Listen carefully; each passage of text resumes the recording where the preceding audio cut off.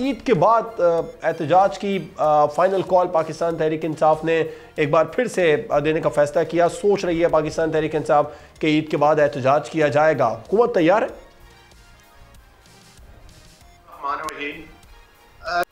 देखें, पाकिस्तान में किसी किस्म की भी फितना अंगेजी के लिए, किसी किस्म की शरारत के लिए हमारी हुकूमत और रियासत अल्हम्दुलिल्लाह हर वक्त चौको चौबंद होती है और हम बिल्कुल इस मामले में अवेयर होते हैं।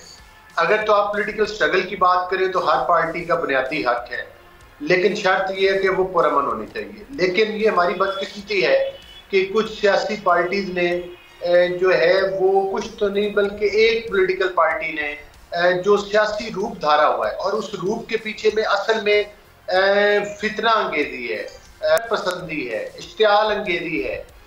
देखें, इनका जितना भी ट्रैक है, धरनों से लेकर फिर इस्लामाबाद के ग्रीन बेल्ट्स को जलाने से लेकर फिर 9 मई के वाकयात में एक पूरे मुल्क के अंदर टारगेटेड अटैक्स, जिस तरह से कोर कमांडर हाउस की ईंट से ईंट बजाएगी, फिर उसके साथ शोहदा के मुजस्समों को तोड़ना, एम आलम के जहाज को आग लगा देना, मोटरवेज को आग लगा देना, KPK के पिशावर के रेडियो स्टेशन को आग लगा देना, फिर उसके बाद 2 दफा तो ये 3 दफा तो KPK की हुकूमत के तमाम मसाइल लेकर वफाक के कैपिटल के ऊपर प्रैक्टिकली हमलावर हो चुके हैं। और नाम क्या है जी? हम एहतजाज करने आए। देखिए, एहतजाज करने में और इश्तियाल अंगेजी करने में और शर अंगेजी करने में बड़ा फ़र्क है। ख़ास तौर पर जो इनके ऊपर दहशत गर्दी के मुकदमात हैं वो ऑलरेडी अदालतों से कुछ डिसाइड हो चुके हैं, कुछ अनकरीब हो जाएंगे। पुरअमन एहतजाज करें जहाँ भी करें, लेकिन इनका ट्रैक रिकॉर्ड यही बिल्कुल मतलब इस तरह का है कि इन्होंने कभी भी पुरअमन एहतजाज नहीं किया।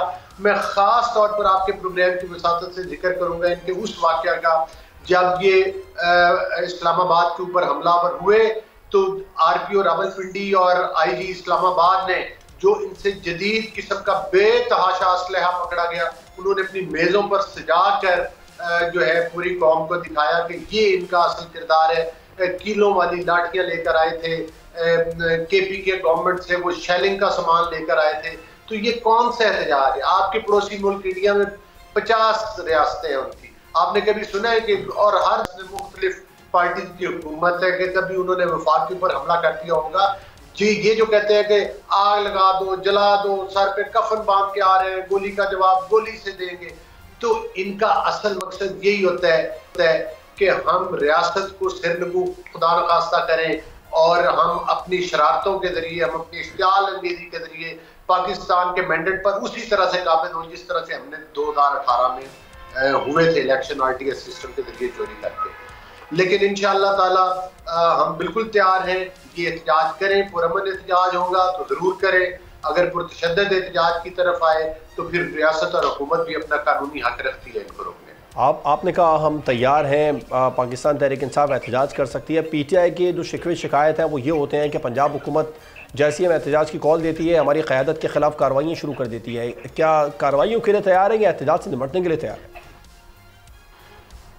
देखिए, बात यह है कि बिल्कुल आपने ठीक कहा है कि पंजाब हुकूमत क्यों ना करे। पंजाब हुकूमत इनको कैसे इजाजत दे कि जिस तरह से ये कैपिटल के ऊपर हमलावर हो रहे हैं ये पंजाब के ऊपर भी हो। आपने देखा इनके वज़ीर आला की उसका किरदार, जब इन्होंने लाहौर में जलसा अनाउंस किया तो उसके बाद आपने देखा कि वो किस तरह ट्रकों के शीशे तोड़ रहे थे, खुद चीफ मिनिस्टर आकर। ये इनकी ट्रेनिंग है और ये इनका तरीक़ाकार है।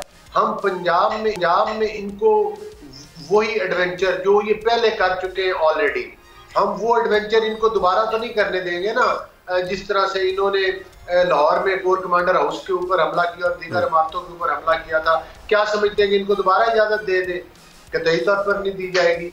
अब तो इनकी कॉल पर लोग निकलने के लिए तैयार। और जो पॉलिटिकल पार्टीज हैं वो जो है कोई देखती है जिन पार्टी निकलना होता है कि कौन पकड़ रहा है या कौन रोक रहा है, वो तो फिर निकल आते हैं और अपना रास्ता खुद बना लेते हैं। तो ये पंजाब में असल सूरत हाल ये है कि अब लोग इनके झांसे में आने के लिए तैयार नहीं है। सब्सक्राइब करें और बेल दबाएं ताकि कोई खबर रह न जाए।